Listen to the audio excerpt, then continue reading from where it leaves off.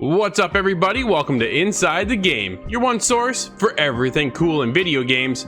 If you want to be a part of the show, then head to insidethegame.ca where there you can submit your clip and end off our show.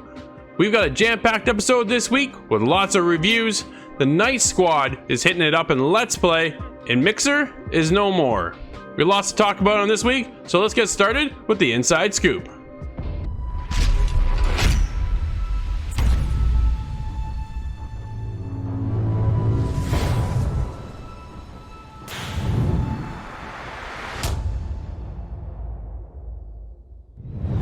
Nintendo will be releasing a series of updates for Animal Crossing New Horizons over the course of the summer. The first one dropping July 3rd. We're going to be adding some new features, well, new and old features. We're going to be able to go swimming and diving, which is really awesome because it's going to allow us to discover a bunch of new creatures, sea creatures, down in the depths below our island, which I think is really exciting because if you kind of collect these and add them to your museum and you donate them to Blathers, there's so many cool creatures in this game. So being able to discover even more new ones, especially if you're really into this, you've probably caught most of them, so you're looking for something new. So we're going to be getting some new creatures, which I think is awesome. Gulliver also, whenever you help him out now, he's going to be wearing a bit of a different outfit. Not that sailor gitch he's used to. He's actually going to be wearing a pirate outfit, which I think is going to be pretty awesome to see. And he's going to be giving away a special gift if you help him out. So, this July 3rd update coming soon is going to be really awesome. You don't want to miss out on it. It's totally free. Nintendo's also said that the next one is going to be coming early August. They haven't given a whole lot of details, but there was a teaser trailer that showed that we may be getting fireworks.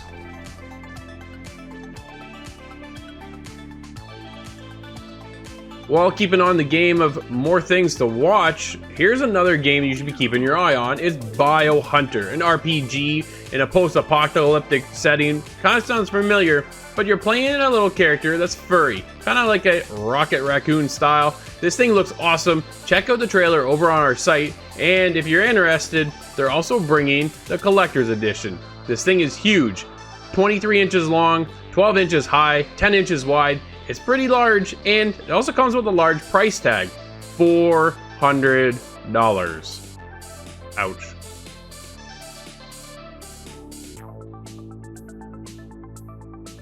Ubisoft is all over the video gaming news right now, and for some not very good reasons. The company is turning inward, investigating a series of allegations made against their employees, and this is beginning with the creative director of Assassin's Creed Valhalla being accused of infidelity. It goes on further with more employees and their alleged misconduct, sometimes dating far into the past. Some employees of Ubisoft are saying that this hasn't come soon enough, as their past complaints and allegations weren't being taken seriously up until this point. Corporate culture is undoubtedly a very important ingredient to any workplace and video games in general, and I really hope that this will bring to light a lot of the misconduct in every industry.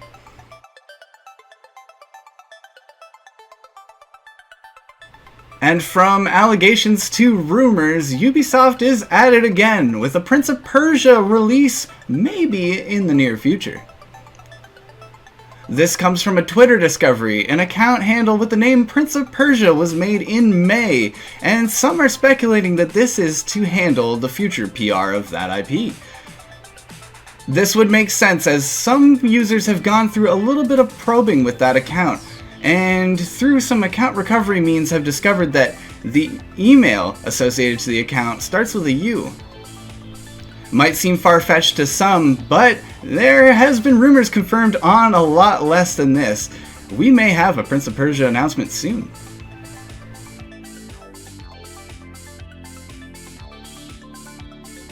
Over the past few months, Nintendo Switch consoles have not been easy to come by. With the global pandemic, more people are obviously at home, more people want to be playing video games, and guess what? Animal Crossing also dropped. So there's a huge demand for Nintendo Switch consoles, and they were getting wiped off the shelf, and the problem was Nintendo couldn't keep the stock going, so there's been a huge shortage of these consoles. Well, good news is Nintendo spokesperson has come out and said that they're slowly returning to full production, and we're going to be back to almost 100% stock, which is good. But the problem is they weren't able to comment on if they were actually going to be able to keep up with the demand. They're just getting back to the inventories that they had before this whole thing started. So I mean, it's good, yes, because a lot of retailers have actually been jacking up the price of Nintendo Switches because people know they can't get them anywhere else, which is terrible because this is a great console to have, and I think it's one of the more affordable ones and attainable ones to have. So it's going to be nice if these inventory levels do get up to 100%, that maybe we're going to see some of those prices come back down. Maybe even see some of these Switch consoles go on sale, hopefully. So you know what? Fingers crossed, but I think it's good news overall.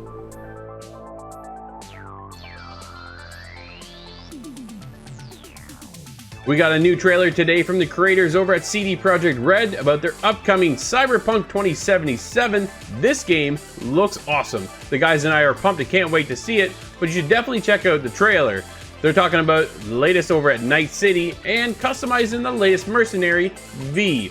The person will be creating when it launches on November 19th. Coming to all platforms and enhancements with the Xbox Series X and the PlayStation 5. And all kind of customization options, including a couple curls that probably really aren't necessary. I'll leave you with that one. However, they are also announcing that the fact that they're going to be bringing us Cyberpunk Edge Runner, an anime coming to Netflix in the year 2022. Cyberpunk Edge Runner tells a standalone 10-episode story about a street kid trying to survive in a technology and body modification-obsessed city of the future. Having everything to lose, he chooses to stay alive by becoming an edge runner, a mercenary outlaw also known as a cyberpunk. We are so excited to finally reveal that we are working on an anime in the cyberpunk world, said Adam Baldwinski, Cyberpunk 2077 game director and CD Projekt Red head of studio. We've devoured just about all the cyberpunk fiction there is to watch, read, and play. It's a genre that leaves so much room for creativity and has had such a strong influence on us. Cyberpunk Edgerunners is our love letter to cyberpunk as a whole and to stories told in anime form. Those are two trailers you're definitely going to want to check out. All kinds of gameplay and more info, so head to InsideTheGame.ca to check those trailers out.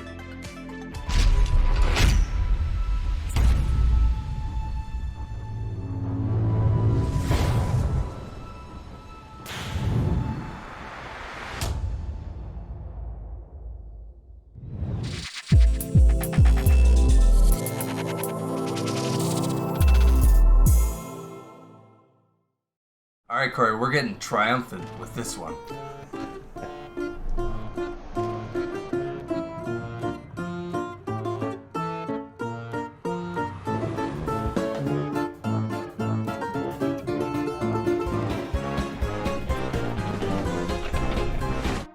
Alright, Corey, so we got our hands on Fort Triumph, a pretty interesting turn-based tactical style game. And you know, this one, it kind of struck home with me because I grew up playing an infamous game called Heroes 3. And now there's, you know, about Heroes 7. I think that's the last one they came out with. So, you know, a very reputable franchise. So that being said, this game has so many kind of similar things, but again, kind of very basic. Yeah, you know what? It's kind of this turn-based action strategy XCOM style game with this, I don't know, it's got a kind of a cutesy, cartoony, you know, graphic style to it. I kind of, you know, to like a World of Warcraft style, League of Legends. Yeah. You know what I mean? Like that kind of motif to it, which I'm a huge fan of, so I instantly like this. I've played a lot of games kind of in this genre, and this game is definitely no exception when it comes to, you know, that kind of turn-based battle when it's, you know, duck and run and you're using different abilities. And in this game, you get a few more abilities than you get in some of the other ones where maybe it's just more of a weapon-based combat. This one's actually different in the sense where we kind of create a party of characters that all have different abilities, and it has a lot to do with the environment in the kind of the battleground for this one. When you first jump into the campaign of this game, it starts you off with the tutorial. And with these games, it's, you know, there's a lot of strategy involved, so it definitely takes some play time to get used to how these games work, and they're not necessarily easy games to approach. Like I said, I've played a few of these in the past, and they're not all easy to get into. They're not necessarily clear on some of the abilities you need to use, or how you navigate the map, or how attacks work. But again, they all kind of have their own tutorials, but I just thought this one right off the bat kind of threw you into one that was very descriptive. It kind of explained all the roles and how to use the abilities, and almost give you, kind of examples on what you could do. So you don't necessarily, there's lots of other options than what they just show you, but they kind of give you the basic premise on what you can, what you can do when you're on the battlefield, because stunning enemies in this is everything.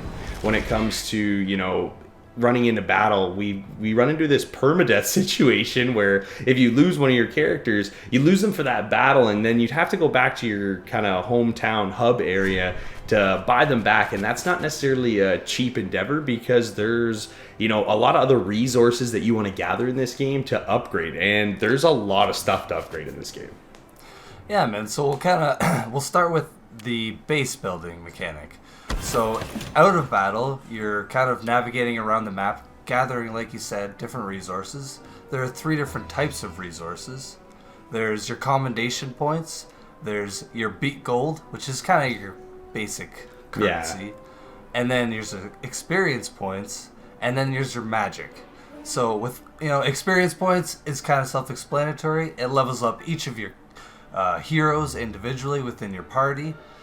And gold, gold is for building different buildings or upgrading your buildings. Yeah. And then magic, that's also another thing you kind of have to use as well with upgrading some of these things.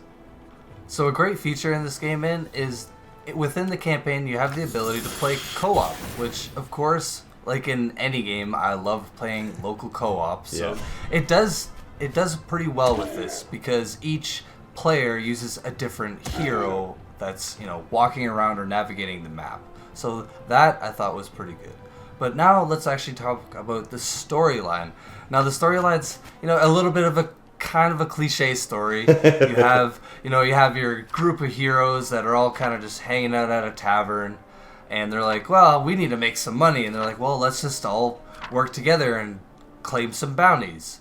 So that's kind of how it all starts. But while you're in the tavern too, there's this mysterious dark figure that kind of walks by, and they're kind of whispering. He's whispering to a goblin, while the 3 party members are over there in the tavern. So, that's all you kind of see. But leading later on into the story, you kind of find out more about this character, and it's kind of cool because there's betrayal in this game. There's a lot of reading. There's no voice acting, but that kind of plays in part with the way the game is, where if your character dies, well, they're permanently dead potentially.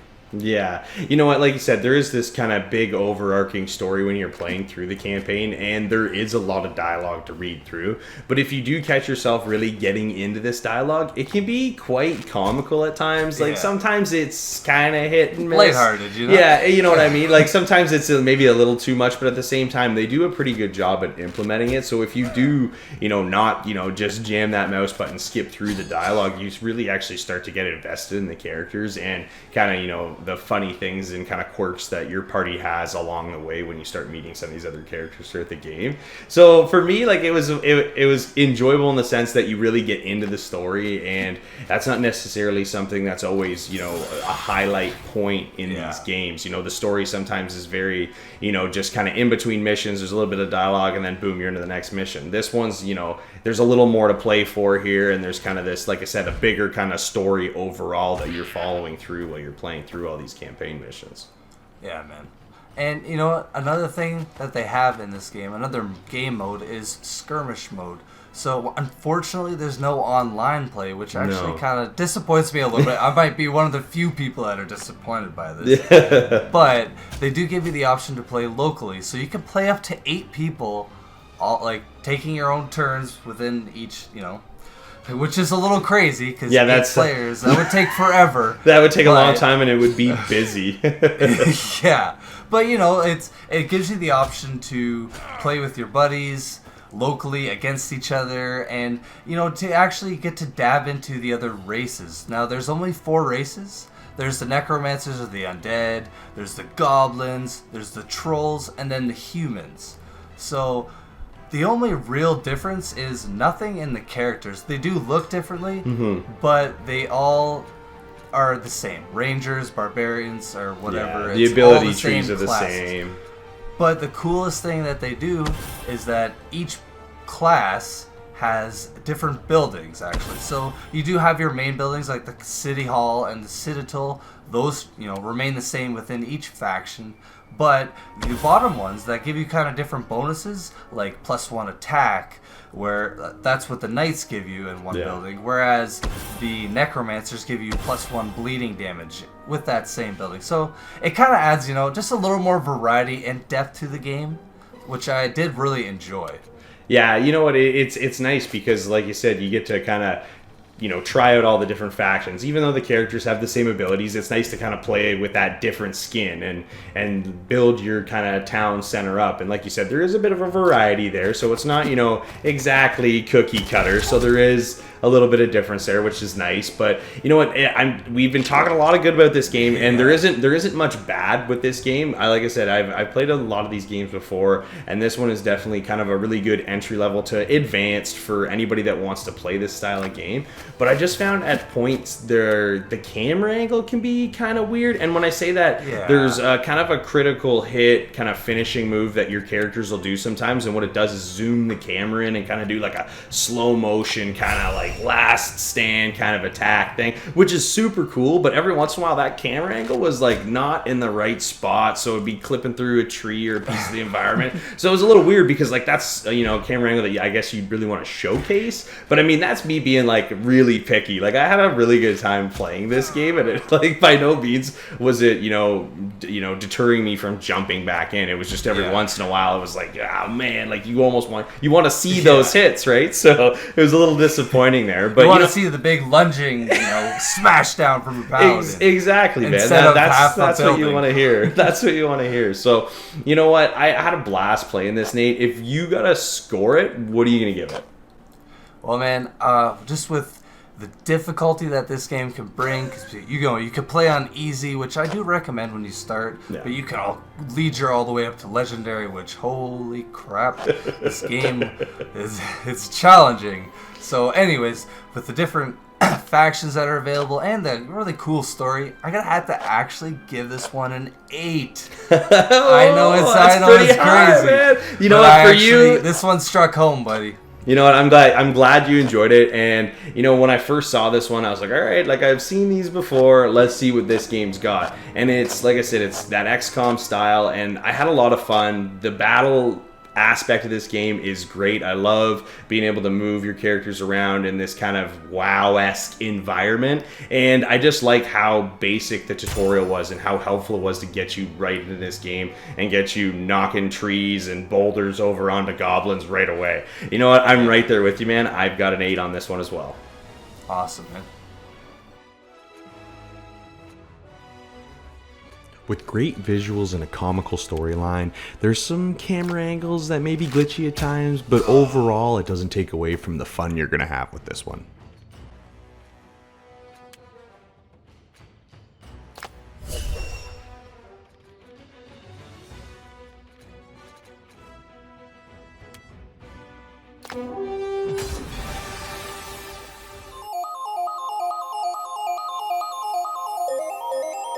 Scott, one of the biggest news that came out of this week was the fact that Mixer, the streaming platform for Xbox, is no longer. And to double it up, they're transitioning over to Facebook Gaming. Mixer as a streaming platform has been around for the last few years now, but they've been complaining that the fact that this year alone, they've seen a 23% decrease in downloads, and now Facebook Gaming is taking over. This is quite the little topic that we've kind of thought we'd bring up today on this week's show, because the streaming platform is on the rise as far as an ecosystem itself, but yet Mixer suddenly shuts down. A little concerning there, Scott.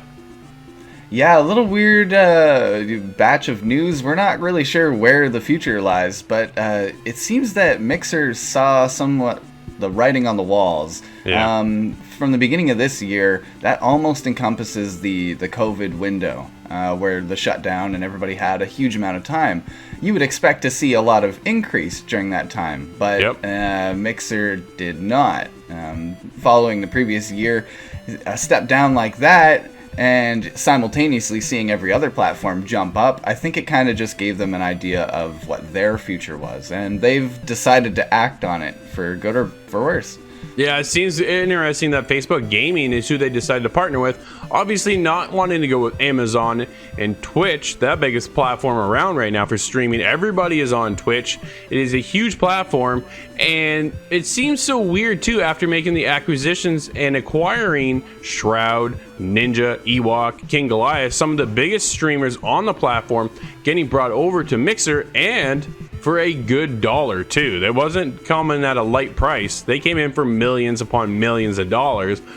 Actual figures aren't known, but we do know that they paid a hefty price to bring them onto the Mixer platform. So you gotta look at the fact that they bought Beam initially before calling and switching over to Mixer, and that came at a high price tag as well. And then you bring in all these top gaming streamers, and that's just such a huge loss in the Xbox ecosystem and the Microsoft platform.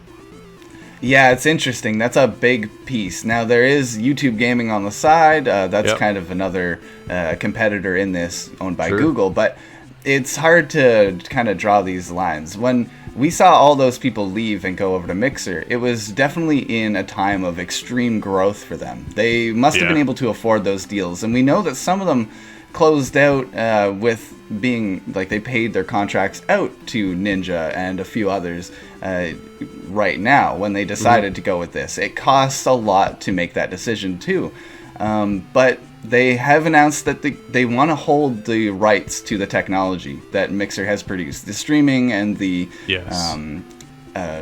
content creator to consumer kind of abilities. They want to keep a hold of that and bring it out in future reiterations of some kind of platform.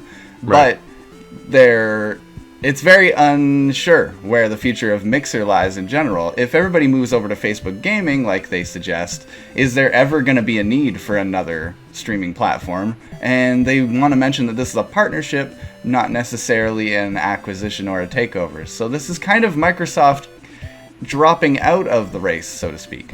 Yeah, it's so baffling to me because we're talking about one of the biggest platforms out there as far as consoles are concerned, and the big push moving forward coming in with next gen is the fact that people are going to be streaming. People are looking to stream more now than ever, especially the fact in the wake of COVID that everybody jumped on the bandwagon of, well, why not stream? Well, we'll just hang out with more people, chill out, and stream. So now that you take that platform away from Xbox, when you thought that would be the moment that they would rise the most, and in fact, they actually saw a decrease, where Twitch saw an increase. So it's kind of a weird take between the two platforms, and honestly, I really liked the Mixer setup, and the awards, and the sparks, and all the abilities, and the fast to light conversation. That it was just faster than light, conversation that you're able to take and carry on with your community was instant, where there's a delay in every other streaming platform.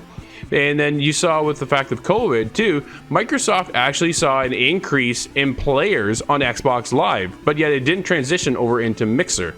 So man, it's just a weird take from this one, and it kind of came as a huge surprise. Well, I think they're seeing a lot of data from a lot of different sources, and unfortunately they decided to fold. Sometimes it's better to know when to fold them, and I hope that this is a measured decision that benefits them in the future. We're looking at a new console, and does this mean that Facebook kind of has a foot in the door for their social media partnership? Is this going to become standard on the Series X new console? Are we going to be able to one button upload to Facebook? Questions kind of come from this, and a lot of people online are not so happy about Facebook being the one that Microsoft has kind of chosen. I'm sure the numbers have more to do with that. Over 700 million active daily users on Facebook Gaming is a massive number. So they're definitely being drawn to that. But is that going to be the social stigma around deciding to go with Facebook? Facebook has had security issues in the past. They've had privacy violations issues. There's a lot of consumers that aren't super happy about this move. No, absolutely, and I can understand that too. I know a lot of people, I've been watching the comments closely, and a lot of people are going, I don't even have Facebook, so I guess I'm going to Twitch. And it was just that simple for them, right? And then you see, as starting on July 22nd, all Mixer sites or apps will automatically redirect you to the Facebook gaming. So that's a weird take, man. Like, it's just, I get what they're doing there and why they're going to do it now, but it just seems that, again, why Facebook? I understand not going with Twitch as kind of being one of their main competitors, but maybe YouTube gaming would have been more accessible and I think more rewarding, I think, for others as well. And then on top of that, you get Ninja and Shroud, who haven't really commented as to what they're doing. They're unsure of what they are doing, but you have King Goliath, who says, yeah, I'm going to Facebook gaming. So we'll see how the race kind of goes with everybody switching here or there. You still see Tim the Tap Man and Dr. Lupo over on Twitch. And honestly, right now, the safe bet seems to be Twitch. Twitch isn't going anywhere. It's still one of the biggest, if not the biggest platform for streaming. And everybody is on it. And it's just, I don't know, man. Like, as far as I was concerned, Twitch needed the competition. You see the rise of YouTube gaming came, and then they even had their own little streaming platform set up differently, and then it was separate from YouTube, and then it kind of seems to be kind of integrated, but yeah, it still seems a little more complex than what Twitch is, right? Twitch seems to still be an easier platform to jump on. Facebook gaming is going to be another learning curve for people, and Mixer was just a push of a button from your console and away you go. So to me, losing that for Xbox, I think, comes at a major hit.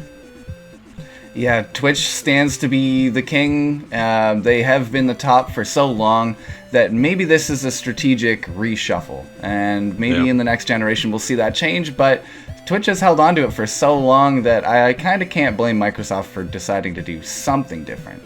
Yeah, unfortunately, it just didn't pan out by the looks of things. But we would love to hear your feedback, so hit us up at InsideTheGame.ca and let us know what you think of Mixer moving over to Facebook Gaming.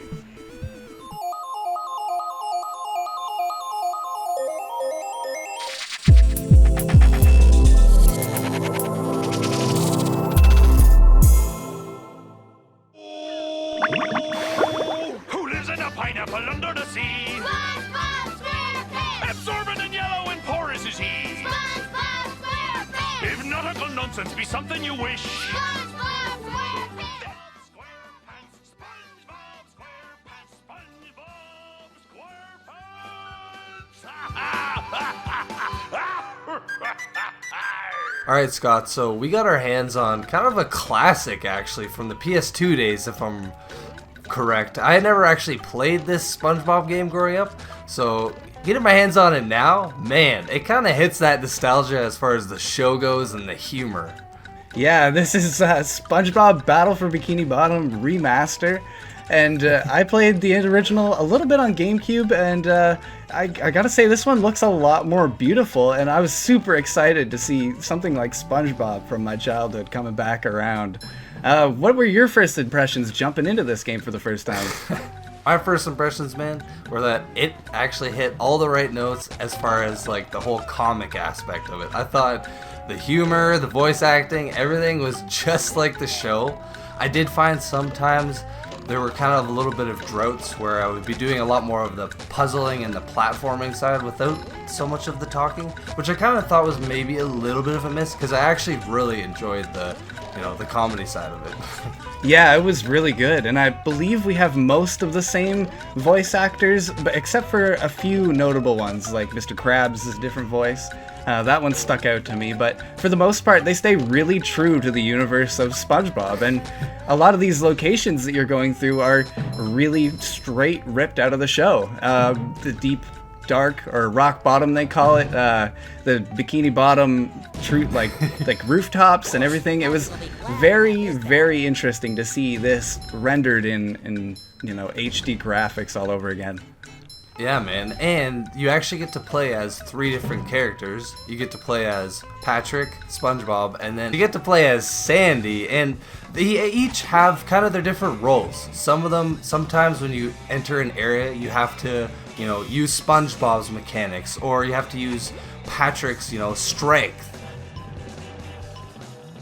A lot of the time I find it's interesting because you'll go through a level as SpongeBob and then start to unlock another alternative path for Sandy later on, and I think that's a really cool way of reusing the levels, because there's a lot of different collectibles, and that's kind of the name of the game. Similar to the way Super Mario 64 works, where you're just collecting stars to gain entry to the next area. Very similar in that fashion. And you're obtaining the golden spatulas. Yes, the golden spatulas. There's 100 in the game, and there's also side objects like Patrick's sweaty socks to collect. Gross, but an interesting way of giving you different side quests to do in the area that you're in. A lot of the times you can get through an area by getting a few of them, but you really want to spend time in that area to collect all of them and move on. Yeah, for sure. And it's kind of nice. They actually tell you when you're in the map kind of menu, which is also a bonus. The map is really easy to navigate. You can fast travel kind of at any time once you've unlocked that area. So that it is really nice that, you know, if you didn't collect all the golden spatulas, you can easily just go back to that area at any time. Yeah, completely reload it, retry that challenge, and whatever it happens to be. There's a lot in this game as far as interacting with the different characters, and the combat, however, is kind of where I think the lowest part of the game is. Although it's interesting to fight different things, the robots get repetitive after a while. There's quite a few different variants of them, but you get really used to the kind of easy ways of defeating them, and it's kind of becomes obvious that it's not super challenging, but it is an interesting trip down memory lane. Yeah, exactly. There's not a lot of depth, I'd say, to the combat, but the game kind of shines just where the story is, and like the comic, you know, the comic relief is really great. Is the magic wishing word? It used to be Alakazama Alabala Wisna Tikitana Fushbar Griddle Bits von Wiederschnauzer, but I kept forgetting it. Are you sure this'll work? Sure. They do a great job of representing SpongeBob, the show, and a lot of the different characters and how they interact. It was a lot of fun, a blast from the past for me. If you're gonna rate this one, what would you give this one out of 10? Well, man, between collecting all the different funny things and, you know, exploring the really, in my opinion, pretty beautiful world that the creators have made, I'm gonna have to give this one a 7.5. It could be better if the combat, like you said, maybe if it was just a little more interesting. Like the robots, there are a few different options, but they're not that exciting. Yeah, I would agree with that very much. There's several boss fights, but again, they're very easy to wipe through and kind of forgettable at the end of the day. I'm right there with you, 7.5. Take a great nostalgia trip on your puzzle platformer journey through Bikini Bottom and the world of SpongeBob in this really funny, true to the show game.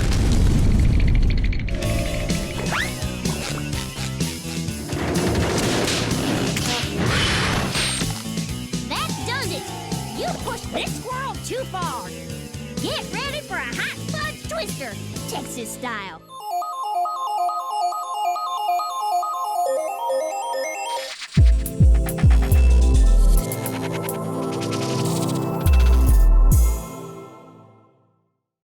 All right, Scott. It looks like we're caught in the crossfire.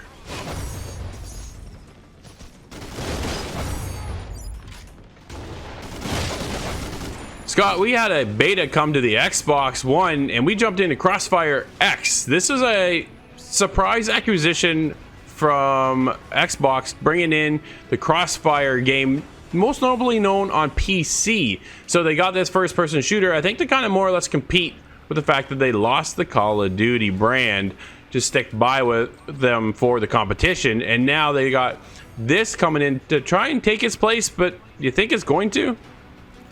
I'm a little mixed on that one. So this game is a crossfire scenario, so to speak, between a CSGO style game and a Call of Duty modern shooter. It has all the staples of everything. There's, create a class, you can tweak your loadout, you can tweak your gun a little bit, and then it's kind of broken down into different game modes that are available. Through the beta, we only had the access of two different kind of genres of the shooter, so to speak. Sure. The classic, which is modeled after CSGO, and the modern, which is after Call of Duty. And then we get 2 different levels of classic. So we kind of get a variant that we're able to take a peek at. I did a little research on Crossfire itself as a series. It turns out they're hugely successful. Yes, they are. Massive numbers. Being a free-to-play game in Asia has worked out well for them.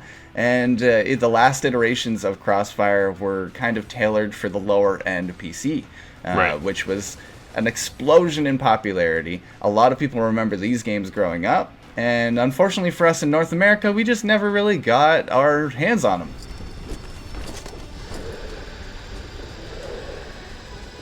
It looks like Call of Duty. I think you can speak to that one a little bit. Yeah, absolutely. That was the first thing. So I jumped into the game, and my girlfriend's sitting beside me, and she goes, "Are you playing Call of Duty?" I went, "No." So instantly, right? So someone who doesn't recognize Call of Duty versus other games instantly recognizes the fact that, oh man, that looks like Call of Duty. And even I was kind of going, whoa, that kind of really does look like Call of Duty. And it just becomes such its own genre and its own platform in a sense. So when we get into Crossfire, I'm like, okay, you need to be different than Call of Duty. And how it does that is actually it kind of slows itself down in the fact that it's a slower pace than Call of Duty.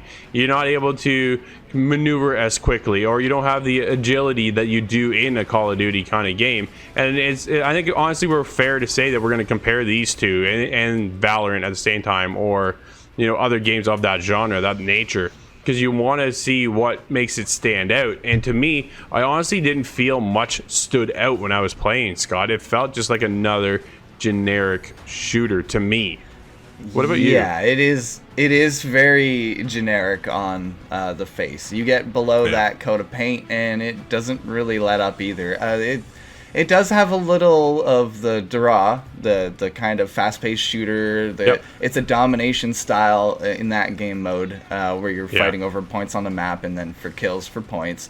So it can be somewhat fast-paced, but it's different. When you pull out the knife, that's when you run fast.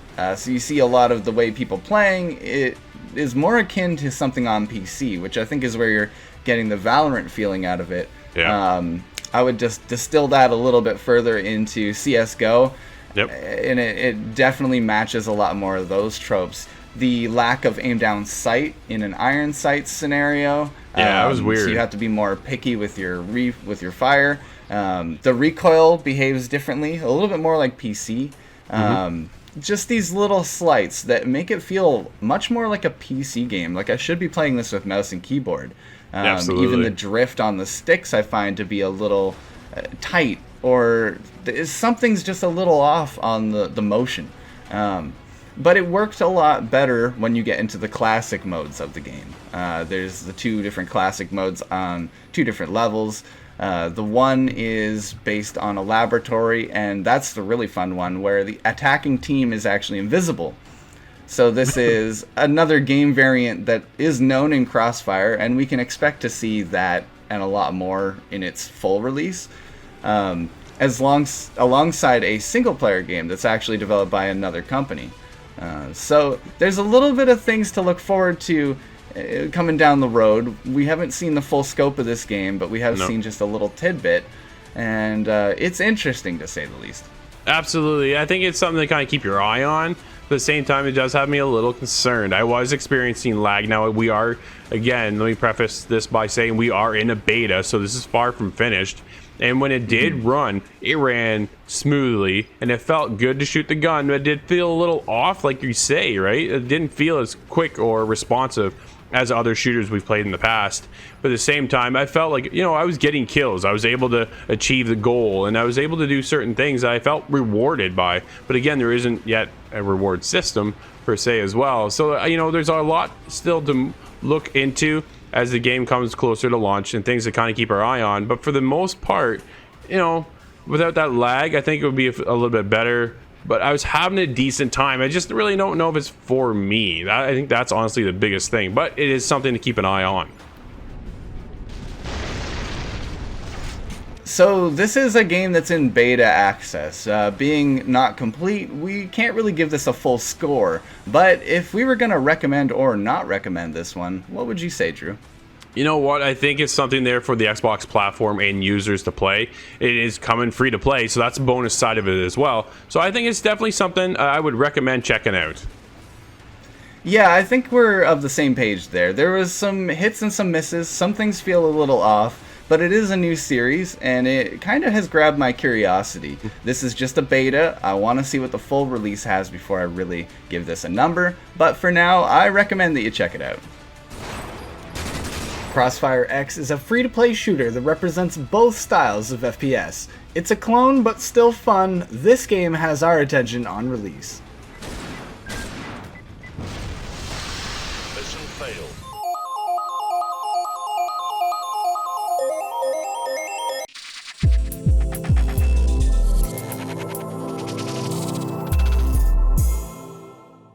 All right, Corey, look into my eye. It's pretty dark.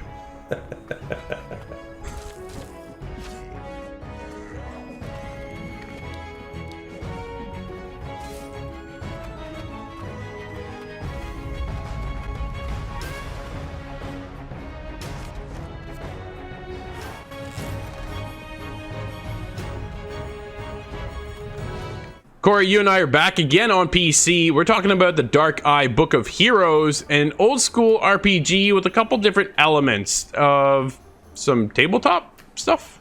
What'd you think? Yeah, you know what, this one's a lot jammed into one here. So I'm gonna say right off the bat, this is very Dungeons and Dragons-esque, and I absolutely think, you know, like a Baldur's Gate, Diablo style game here. So I was kind of excited getting in. I like this style of game, but there's a lot of aspects when you first get into it that I wasn't necessarily expecting, like the character building. So we've got a few. Dude, so cool. Yes, this is really cool. This is an aspect of the game that I wasn't expecting at all. So I was really surprised, and like you said, I loved it.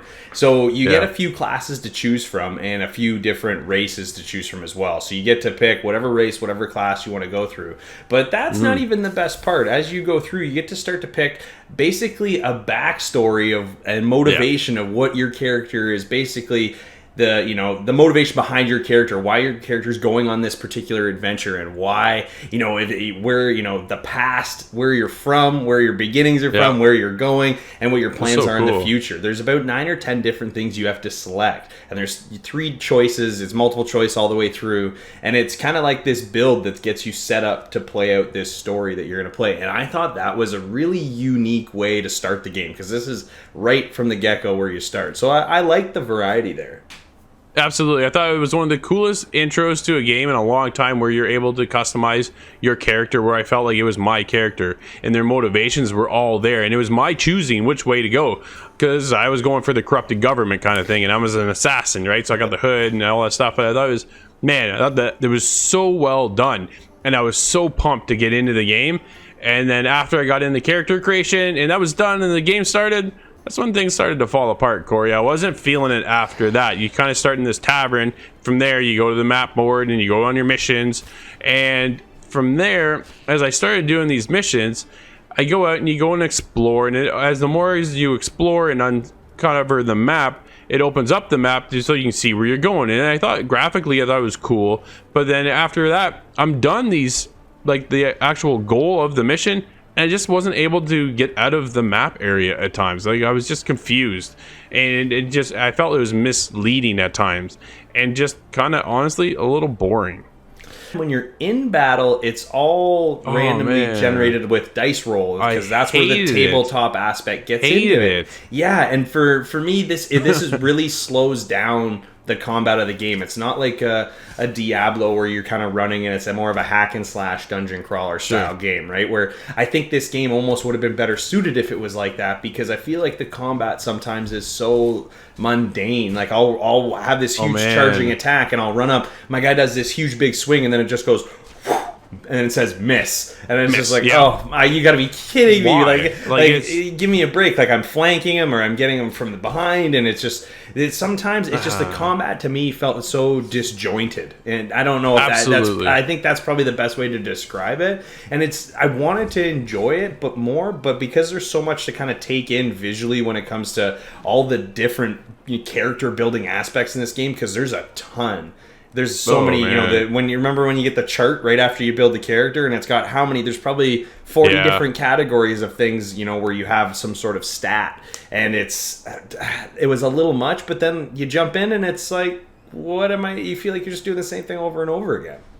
It was weird, right? So you can. I want to touch on the combat too, from my perspective, because honestly, Corey, I think you nailed it. It felt really disjointed. You felt like you start the action, but then you didn't actually finish the action of the combat, right? Like you're there, and the minute you start it, you just kind of sit back and hope for the best.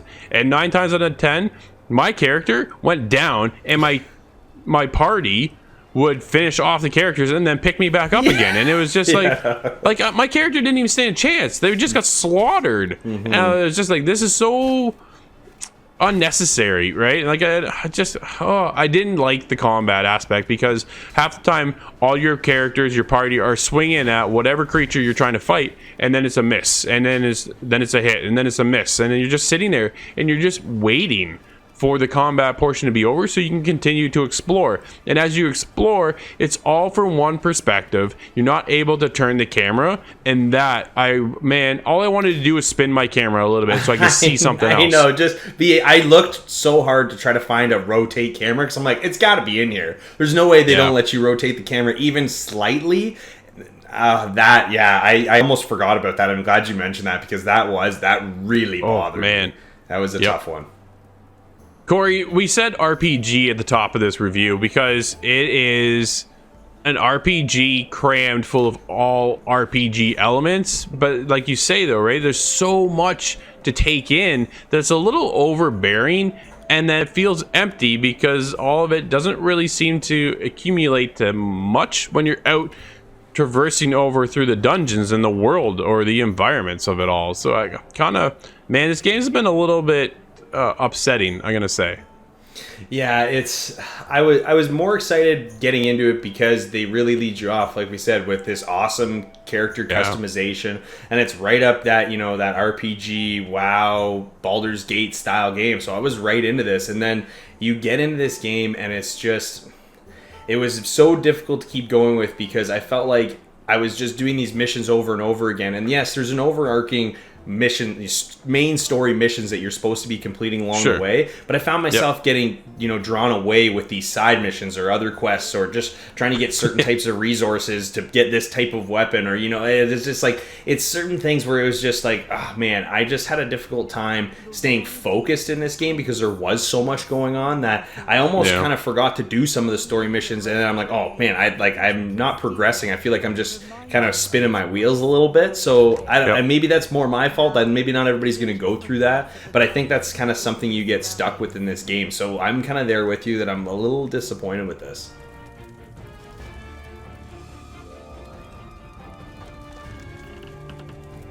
Well, Corey, the Dark Eye Book of Heroes, I don't think really connected with either one of us. Unfortunately, kind of left us feeling a little empty and just wanting more, as though there is so much RPG to go into this game. It just felt a little light in a lot of the content and story to push us forward. And for me, man, it just didn't really connect. And unfortunately, I'm only there with a 5.5. You know what? I'm real close with you there. I'm just going to say I think we both really enjoyed all the customization aspects of this game, and the ability to kind of jump in there, and all the unique ways that you can customize a character, ways that we didn't necessarily think were, a possibility for this game, and they were. Sure. So that was really nice to see, and that's one of the few things that's going to kind of keep it, respectable for me. I'm going to go with a 5 out of 10 with this, Drew, and I'm right there with you in that sense. I just think there was just too much missing from this.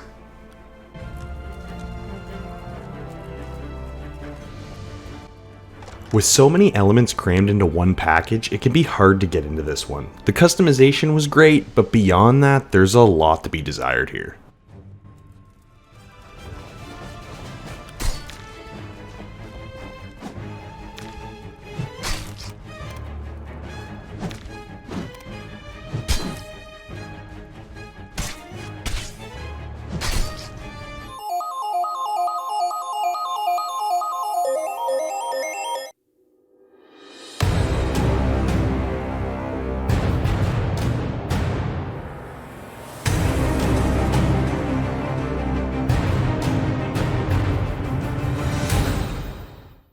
Oh man, what are we doing here? Medium sword. I'm not moving. There's weapon upgrades. Your thing's screwed up. Are we killing each other? Wait, I'm okay. I'm okay. No, you're okay? Towards bottom left. Okay. Oh. Drew, you're purple, right? Yeah, you're pink. It makes it kind of confusing. Yeah. We gotta get these guys. I died. The red guys. How do you even? Blue squad. We gotta go after the red squad. Oh shit. Oh, how did I not get him? How did we not get him? I'm just like dying. Oh, you got me good. That's good. Keep dying. Oh, There's a bow and arrow. Nice. yeah, you can. Whoa! Sniped. Sniped. Oh, he got me. Not easy. Oh, No, this game's tough, man. Trade. Oh, man. Oh, it is a trade-off sometimes. These guys are good. Oh, double kill. Oh, the arrow. Good job, guys. Good job. Oh my gosh, the arrow. Oh, we're in the spawn kill. We're spawn killing. I don't think it'll let us. Crap! I tried to get You're in there. It's trying. Oh, I got a bow and arrow. Come here. Oh, I stopped. He got me. I held him off for a bit. Oh, the Nice. arrow. Yeah, I got you with the arrow. Oh, Whoa! Look, I just- Oh! Whoa, laser Oh. gun! He's got a laser gun! whoa. Oh, I'm glad to put an end to that. Oh, triple. Oh, man, that one guy? Watch that guy. He is good. Oh, the heck? Oh, got Oh, no.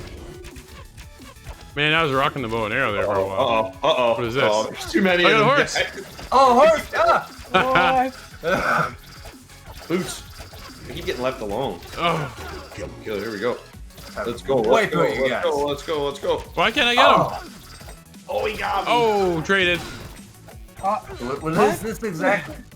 Oh, ray gun. Look at like. Rang. Whoa! What was that? Fucked already, man. Oh, there we go. Oh, I got sniped. Man, these guys can shoot. Ah. Now I finally got the bow. Oh, I did myself. Oh, like Crap. I wish there was a way to block or something. I want to parry. Parry. Yeah, that'd be awesome. You just- Boom, baby! Oh. Blow up! Yeah. Oh, I got one. The trade-offs are tough. Sword and a bow. Ooh. What just happened? Everybody. Oh, I got lag or something. That was weird. Oh. Gotcha. Yeah, everybody's lagging out. That's not Got him. Oh, what?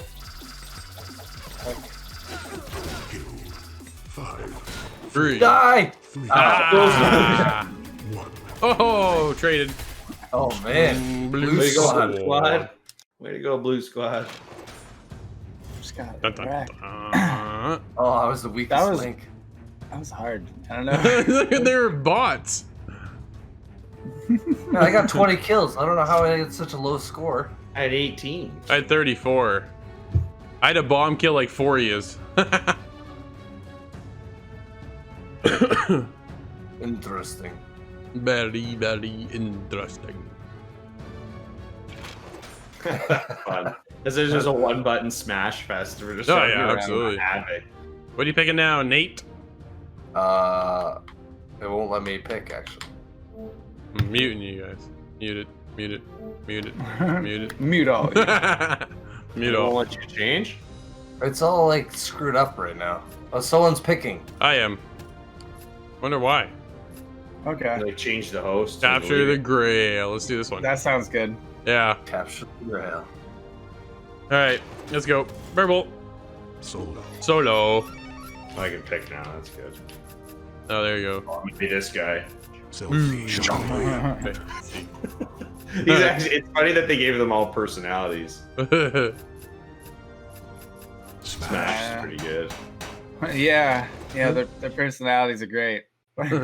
Yeah, yours is the selfie. Yeah, That's just like Yeah, Scott. it's my favorite part. All right. Oh my god. You gotta get to the thing in the middle. And when you do capture it, you slow down. Just a heads up. This guy just killed me. That blue guy. Yeah, well, just- that's right. I'm looking for a different, for the wrong color. Oh, man. I had it. Gotta get the green guy. Oh, you son of a gun. Ah. Whoa. Oh, man. Minions, go! Oh, Fight for me! Fight for me! Is that what that's all about? I'm Oh. not a fan of that. Not a fan of that. See ya. Oh, double kill. Wouldn't want to be ya. Oh yeah. Oh yeah. Oh no, no. Oh, this guy's gonna. No, he's not. Get him, get him, get him, get him. Oh, he's so fast. Oh no. Oh, whatever. Oh, I Got it? Just nice. Oh, you gotta be kidding. Didn't hesitate at all. Oh, green. Ah! I see you, green. What's up? What's up, Yeah, green? yeah, get him. George, get out of here. I'll kill him. No! Oh, it's right next to Go. my place. Oh, nice. Get him. I got boost. Vicious. Oh, Oh, the lightning. No, we again. can't let red have it. Man. hey, okay, purple. Take it easy. Orange. Oh, ah. Get out of here. This is vicious. Oh man, I was on the run. Whoa, laser. Oh, We got a God. laser beam going Oh, on. the laser goes through the rocks. Oh, I man. didn't kill you though. Oh no. Oh no, get green, get him, get him, get him. Get out of here, Nate. Oh, I got A stuck. drill. Oh. I yeah. can't. You move so slow. Don't let me get it. Don't let me No, get no, it. no. You Oh, I got a killed me, horse. I got a triple kill. I saved it. No, he got it. Oh. So Man, I don't the know about bar. the arrow in this mode. Oh. Who's yelling? Oh, that was At Corey. least I touched it. That was but, Corey. Get him. Scott, at least I touched Oh, I him. just killed myself. Down, man. Nice, Yo, good you job. Kill yourself with that weapon. Look Wow. out for No, Oh, no. the drill. Ah. Whoa. Nah. that. Oh, what just happened? Where'd it go? Didn't even have Oh, to. traded. Purple. Oh, I had it. I was so close. No, crap. No, don't let him get it. Don't let him. Get him in the corner. Get him in the corner. Oh, man, you Nice. son of a gun. Ah, Oh, your bots are good, eh? I touched it again. I just- No, man. I go nuts. Oh, frozen. Ah, Drew. This is steamrolls Get out. me every time. Oh. Storm. Oh. It wasn't any of us. Oh. It was a real. It was the bot that won. Oh man, that's fun. Captured 2 grills. That one's Oh insane. man, that was funny. Oh. 27 kills. That's a good one. That's a good one. Couch co-op. This is a great couch co-op game. Like Oh, yeah. shots in the dark. Oh, there. Who picks now? Corey, he's yellow. Ah, there you go. Nice. Ah, I see. Last man Last man. standing. Watch out for death. That was Oh. fun. This is Night Squad, and that is another Let's Play. Let's head back to the show.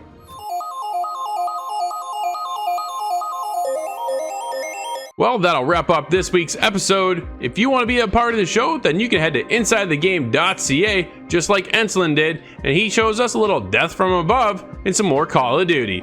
Thanks so much for watching, and we'll see you next week inside the game. Oh.